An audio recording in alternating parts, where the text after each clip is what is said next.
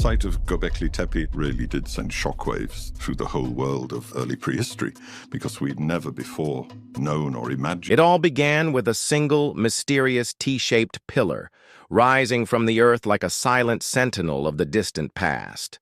Klaus Schmidt, the archaeologist whose name had become synonymous with the monumental Göbekli Tepe, was the first to uncover it, not in the well-known hills of his famed site, but somewhere much more hidden. This pillar, partially buried and seemingly unremarkable at first glance, was the beginning of an extraordinary revelation. Schmidt soon realized that beneath the streets, homes, and farmland near Şanlıurfa, Turkey, lay a secret the world had never seen, a site he would come to guard with almost obsessive secrecy. Unlike Göbekli Tepe, where towering pillars carved with enigmatic animals immediately capture the imagination, this new site revealed itself slowly, layer by layer. The first T-shaped pillar was a clue, an invitation to look deeper. As Schmidt continued his meticulous work, more pillars began to emerge, and with each discovery, the sense of importance intensified. What at first seemed like scattered stones and modest structures slowly unfolded into something far more profound, a hidden chapter of human history, tucked beneath the hum of modern life, waiting to be revealed. In his private notes, Schmidt referred to this location simply as the other site, a name that gave no hint of the enormous significance he suspected it held. To most outsiders, it was just another patch of flat land outside Şanlıurfa, seemingly unremarkable and easy to overlook.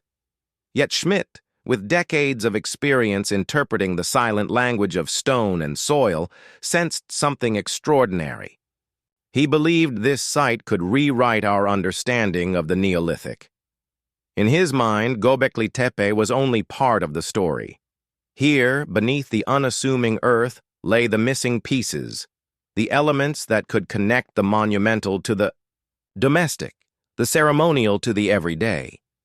The excitement of discovery was tempered by the challenges inherent in such a hidden site. Modern buildings, roads, and farmland now covered much of the ancient layers, making excavation a painstaking, almost surgical process. Schmidt and his team had to work in small pockets, carefully lifting the soil to avoid disturbing millennia-old remains. Every stone, every fragment of pottery, every small tool was a piece of a puzzle that had remained unsolved for more than 10,000 years. What made this discovery even more remarkable was the contrast it presented to Göbekli Tepe. While Göbekli Tepe had become a global symbol of prehistoric ritual and monumental architecture, this hidden site told a quieter, more intimate story. It spoke of the people themselves, their homes, their daily lives, their communities, and yet, like the T-shaped pillars at Göbekli Tepe, it hinted at connections that reached far beyond what could be seen on the surface. Schmidt understood that history is rarely written in a single place, in a single monument. It is layered, complex, and often hidden where no one expects it. By the time Schmidt's health began to fail, he was obsessed with this site. On his deathbed, he confided in colleagues that this discovery was not just another mound in the landscape. It was a key, a critical missing link that could force archaeologists to rethink everything they knew about early human settlements and their monumental architecture. He warned that the truth was so profound, so disruptive to conventional timelines, that it might fundamentally alter the story of human civilization as we understand it. This was not the story of a single discovery. It was the story of a lifetime, of work, a pursuit of knowledge that stretched from the monumental pillars of Göbekli Tepe to the quiet, hidden layers beneath the Turkish plains. And it all began with that first T-shaped pillar, quietly rising from the earth, waiting for someone to listen, to see, and to understand the secrets it had guarded for thousands of years. The hidden site lies just 2 miles southeast of the city of Şanlıurfa, Turkey, a region already famous for its ancient wonders. From a distance, it appears unremarkable. Flat plains stretching toward the horizon, dotted with modern buildings, roads, and farmland. Unlike Göbekli Tepe, which rises dramatically from the landscape with its monumental pillars, this site blends almost seamlessly into the surrounding terrain, easily overlooked by anyone passing by. For decades, its existence remained known only to a handful of specialists, with Schmidt being the first to recognize its profound significance. What makes the location so extraordinary is how completely it has been absorbed into the modern world. Streets and homes now cover much of the site, leaving only small, isolated pockets accessible for careful excavation. The natural topography, low mounds and subtle rises, offers few visual clues to the hidden treasures below. To the casual observer, there is nothing to suggest that beneath these unassuming surfaces lies a Neolithic settlement that could rival its world-famous neighbor in historical importance. Yet Schmidt's trained eye saw through the ordinary. He knew that significance is not always revealed through grandeur alone. The site is organized into 8 distinct mounds, scattered along the course of the Surin stream. Unlike Göbekli Tepe's clear enclosures and monumental presence, these areas are modest, low-lying, and often partially buried beneath layers of later construction. From the air, much of the site appears to be nothing more than ordinary land, but on closer examination, traces of ancient occupation begin to emerge. Schmidt documented this in his field notes, emphasizing that the other site was easy to miss precisely because it did not announce itself with imposing architecture. This hidden visibility, however, does not diminish the site's importance. In fact, it may have contributed to its preservation. While more prominent locations often suffer from extensive looting or exposure to natural elements, this site remained protected under centuries of soil and urban development. Schmidt believed that what was concealed might hold secrets that had been lost in more famous, heavily studied sites.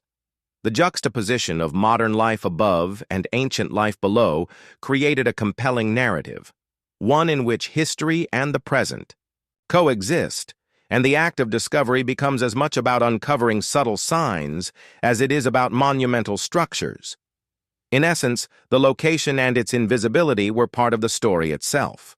Here, beneath the streets and fields of modern Şanlıurfa, lay a world waiting to be revealed, quiet, unassuming, and yet crucial to understanding the full sweep of human history during the Neolithic. Schmidt knew that those who overlooked this site risked missing a vital chapter in the story of civilization's earliest settlements. The hidden site spreads across a vast area, roughly 4,000 feet by 2,600 feet, and comprises 8 distinct mounds and settlement zones, each quietly preserving traces of human occupation over thousands of years. Schmidt labeled these areas Gürcütepe 1 through 8, noting subtle differences in topography, depth of deposits, and potential function. Unlike the dramatic, towering mounds of Göbekli Tepe, these areas are low-lying, flat, and easily lost amid the flat Heron Plains. Yet beneath the modest surface, the archaeological record is extraordinarily rich. Excavation revealed deep stratigraphy in certain locations, with soil layers reaching up to 6 meters thick. Each stratum tells a story of human life. At the bottom, late pre-pottery Neolithic layers mark the earliest settlement phases. Above them, evidence of the first use of pottery. And higher still, Hellenistic and Roman intrusions indicate that the site continued to be relevant and reused across millennia. This layering shows a continuity rarely seen elsewhere, a long-term settlement where each generation built upon the remains of the previous one, shaping and reshaping the landscape over thousands of years. The spatial arrangement of the mounds and flat areas suggests a complex and deliberate use of space. Some zones appear to have served as domestic clusters where families lived and worked. Others seem to have been open areas, perhaps used for communal activities or workshops.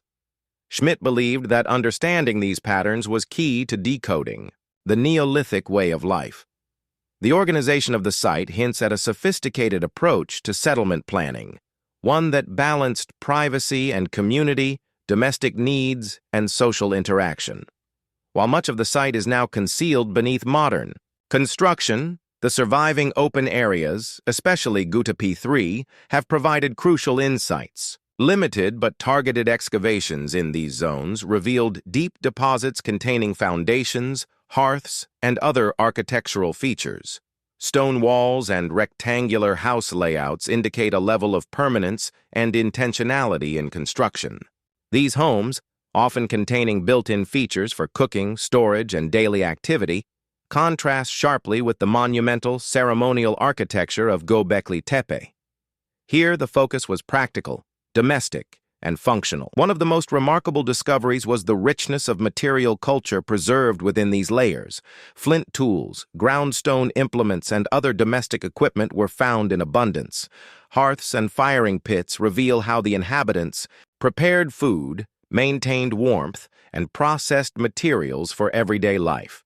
Workshops were identified through concentrations of tools, manufacturing debris, and discarded stone flakes, highlighting specialized craft production alongside subsistence activities.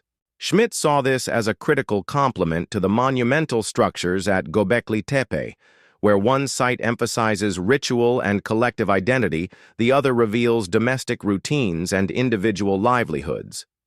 The stratigraphy also provided clues about the chronological development of the settlement. Schmidt and his team could trace the evolution of technology, from simple pre-pottery tools to more advanced implements associated with the first use of pottery. This allowed them to piece together the gradual progression of human innovation and adaptation within a single geographic area. The upper layers, containing Hellenistic and Roman intrusions, illustrate how later civilizations built over and reused the same landscape, preserving the story of continuity across time. In essence, the hidden site is not a single moment frozen in time, but a palimpsest, a layered record of human occupation, growth, and transformation. Each mound, each flat area, and each layer adds nuance to the larger narrative of Neolithic life in southeastern Turkey. Schmidt understood that while the monumental pillars of Göbekli Tepe captured global attention, it was in these quiet, domestic spaces that the broader story of human civilization could be fully appreciated. The mounds and flatlands together provide a window into the everyday life of the people who lived, worked, and innovated long before written history. This detailed layering, the juxtaposition of domestic and communal spaces, and the evidence of long-term habitation all point to a complex, enduring society. Schmidt's work at this site underscored the importance of looking beyond the dramatic and monumental to understand the full scope of human achievement during the Neolithic. Here, buried beneath layers of soil, streets, and history, was a site that could reshape our understanding of settlement patterns, technological development, and the rhythms of daily life that defined early human communities. The contrast between Göbekli Tepe and the hidden site is striking, yet it is precisely this difference that makes Schmidt's discoveries so compelling. Göbekli Tepe, with its massive T-shaped pillars, intricate carvings of animals, and clearly ceremonial architecture, presents a vision of prehistoric life centered on ritual and collective expression. The hidden site, by contrast, speaks in a quieter language, telling the story of domesticity, everyday activities, and practical living. Here, the focus is not on monuments, but on people, their homes, their workspaces, and their daily routines. Early excavations revealed rectangular houses with stone foundations and packed earth walls, each equipped with hearths and spaces for cooking, storage, and crafting.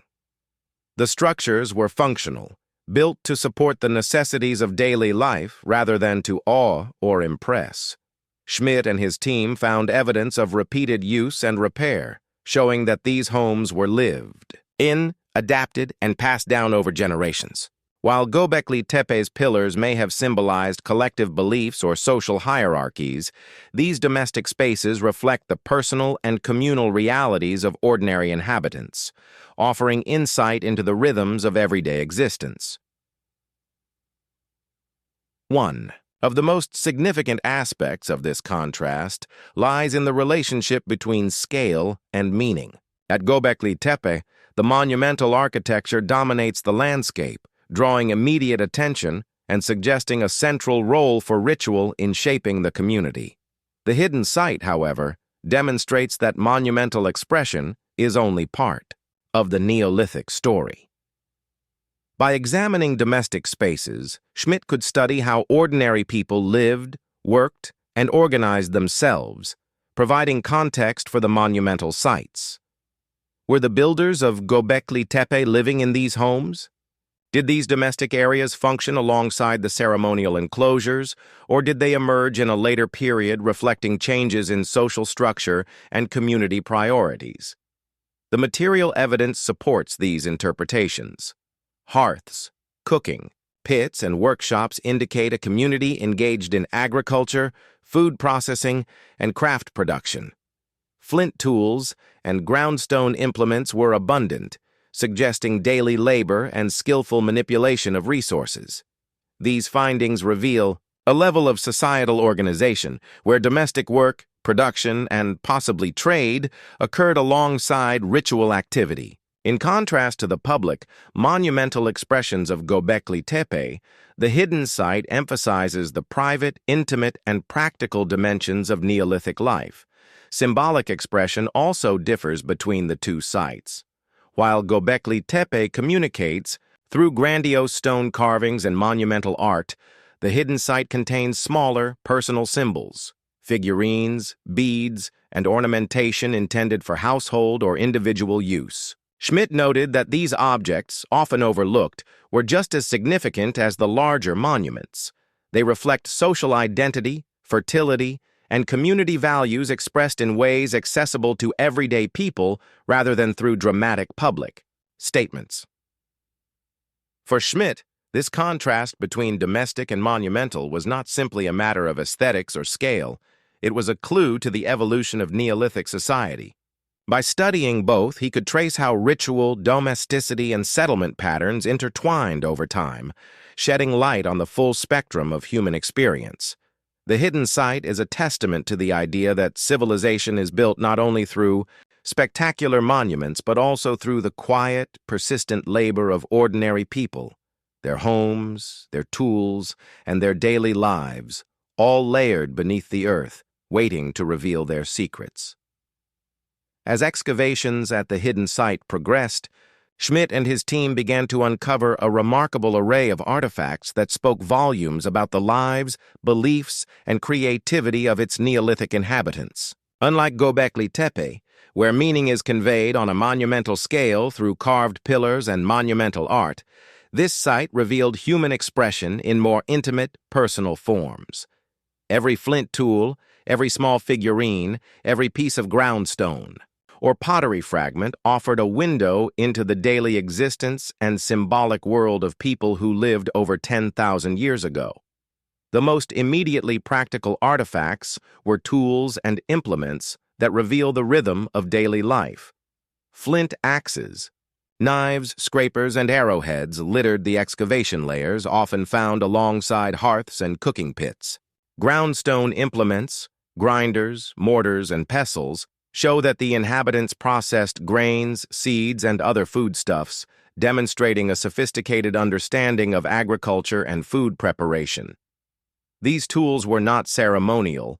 They were functional, used day after day by a community whose survival depended on skill, labor, and resourcefulness. Workshops were a particularly fascinating discovery. Concentrations of stone flakes, discarded cores, and partially finished tools indicated areas dedicated to flint knapping and other craft production. Pallets and stones for processing pigments suggest that even practical work was accompanied by creative or symbolic activity. Schmidt interpreted these findings as evidence that craft and artistry were deeply integrated into daily life, rather than being confined to monumental or ceremonial contexts. In this way, the hidden site offered a rare glimpse into the intersection of utility, skill, and culture in the Neolithic world. Equally compelling were the symbolic and personal artifacts. Small figurines, predominantly female, often overweight, were found in domestic contexts, sometimes alongside hearths, storage spaces, or other household features. These figurines are markedly different from the towering animal carvings of Gobekli Tepe. They are intimate objects, portable and personal, likely used in rituals tied to fertility, domestic life, or social identity. Their placement within homes suggests that symbolic activity was not confined to public spaces, but was woven into the fabric of daily living. Schmidt noted that these figurines, along with beads, bracelets, and other forms of personal ornamentation, reveal a symbolic vocabulary unique to the domestic sphere. Pottery also emerges as a critical artifact in understanding the development of this community. Early ceramic fragments indicate not just functional uses, storage, cooking, and transportation of food, but also aesthetic and symbolic choices. Designs and patterns etched into the surfaces may have held cultural significance, reflecting identity, status, or community affiliation. Unlike the monumental carvings that convey collective ideology to a public audience, these objects communicate private, personal, or household meanings. Together with tools and figurines, they portray a society deeply engaged. The presence of these artifacts alongside domestic implements emphasizes the interconnectedness of everyday life and cultural expression, highlighting a nuanced understanding of labor, art, and social organization. Even dietary habits and food processing can be inferred from the artifacts. Hearths, cooking pits, and storage vessels reveal what people ate and how they prepared it, while mortars and grinding stones indicate processing of grains and seeds. The material culture paints a comprehensive picture. Inhabitants were not only living but actively shaping their environment, engaging in farming, craft production, symbolic activity, and social interaction. These artifacts are the fingerprints of daily life, tangible evidence of human ingenuity and adaptation. Schmidt understood the significance of these findings. Whereas monumental sites like Gobekli Tepe capture attention through their dramatic scale and public messaging, the hidden site speaks to the intimate, lived experience of ordinary people. These artifacts provide context for the monumental achievements, showing how daily life, domestic organization, and small-scale symbolic activity intersected with the construction of massive ceremonial structures. The hidden site completes the narrative, revealing a society that was both innovative and ritualistic, practical and symbolic, domestic and monumental, all at once. In the end, the artifacts of the hidden site reveal a world that is at once familiar and extraordinary. They tell the story of human adaptation, creativity, and symbolic expression in ways that challenge assumptions about the Neolithic. Through tools, figurines, pottery, and craft objects, Schmidt saw the missing piece of a puzzle that spans generations. A society that not only built monuments but lived, worked, and created meaning within the intimate spaces of their daily lives. These objects, silent yet powerful, form the bridge between the monumental past and the human story that lies beneath it, waiting to be fully understood. Klaus Schmidt's name is inseparable from Gobekli Tepe, yet his work at the hidden site reminds us that his vision extended far beyond the monumental pillars for which he became famous. From the mid-1990s until his death in 2014, Schmidt devoted himself to uncovering the layers of human history embedded in southeastern Turkey. While Gobekli Tepe captured worldwide attention, the hidden site represented a quieter, more personal aspect of his research. A deep investigation into the domestic, practical, and symbolic life of Neolithic communities. It was here, beneath the unassuming plains, that Schmidt believed the final pieces of the puzzle could be found. Throughout his career, Schmidt maintained a dual focus. On one hand, there was Gobekli Tepe, with its grand enclosures, massive T-shaped pillars, and monumental carvings. On the other, there was the hidden site, a modest, low-lying settlement where domestic life, craft production, and symbolic expression unfolded on a human scale. This contrast fascinated him. He saw the two not as separate, isolated phenomena, but as complementary points on a timeline, each shedding light on different aspects of early civilization. The monumental pillars told a story of ritual, hierarchy, and collective identity, while the hidden site revealed the daily lives, skills, and personal expressions of the people who built them. On his deathbed, Schmidt confided that the hidden site was more than just another mound. It was the missing piece, a site that could reshape the understanding of Neolithic society. He warned that its discoveries could force archaeologists to reconsider assumptions about settlement patterns, the relationship between domestic and monumental architecture, and the evolution of symbolic expression. It was a secret he had guarded for years, knowing that its implications were both profound and disruptive. The significance of Schmidt's legacy lies not only in the discoveries themselves, but in the methodology and vision he brought to archaeology. He approached the hidden site with meticulous care, respecting the stratigraphy, documenting every artifact, and interpreting the layers within the broader context of human development. His work emphasized the importance of both monumental and domestic spaces in understanding early human society. He demonstrated that monumental architecture cannot be fully understood without considering the everyday lives of those who built and inhabited these communities.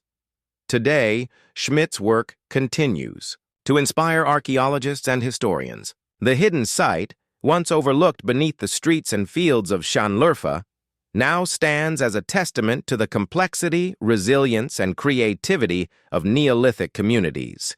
It reminds us that history is not written only in grand structures or dramatic carvings, but also in the small, intimate details of daily life, the tools we use, the objects we cherish, and the homes we inhabit. In the end, Schmidt's dual focus, monumental and domestic, public and private, grand and intimate, offers a holistic view of early civilization. It is a reminder that human history is layered, complex, and often hidden beneath the surface, waiting to be discovered. The hidden site completes the narrative begun at Gürcütepe, bridging the gap between monumental achievement and the lived experience of ordinary people. Through his vision, Klaus Schmidt not only expanded our understanding of the Neolithic, but also left a legacy of curiosity, insight, and reverence for the human story that continues to unfold beneath the plains of southeastern Turkey. One of the most pressing difficulties Schmidt and his team faced at the hidden site was its location amidst modern life. Unlike Gürcütepe, which sits largely exposed on a hilltop, this site lay beneath streets, homes, and farmland, much of it obscured by centuries of urban expansion. Excavating in such an environment required extraordinary care, planning, and patience. Every shovel of earth risked disturbing millennia-old layers, while modern construction and utilities complicated access to the ancient deposits. In many places, only small pockets of the site remained accessible, forcing the team to conduct meticulous, targeted excavations. Trenching became almost surgical, removing soil layer by layer, documenting every fragment, and preserving context for analysis. These efforts were labor-intensive, often slowed by the necessity to work around existing structures and ongoing human activity. Schmidt frequently emphasized that excavation is not just about uncovering artifacts, it is about preserving the integrity of history, even when that history lies beneath the homes of living communities. Modern interference posed additional challenges beyond physical obstacles: pollution, vibrations from traffic and underground infrastructure all threatened the fragile layers of soil that contained priceless evidence. Each excavation day required careful assessment of potential risks, often limiting the speed of progress. Yet Schmidt's team adapted, developing innovative methods for working in tight spaces, such as using mini-trenching techniques, aerial surveys, and ground-penetrating radar to locate areas of high archaeological potential before breaking the surface. Another complication was the lack of visibility. The site's subtle topography, low mounds and flat terrain, meant it did not announce itself like Göbekli Tepe. Without towering pillars or dramatic hills,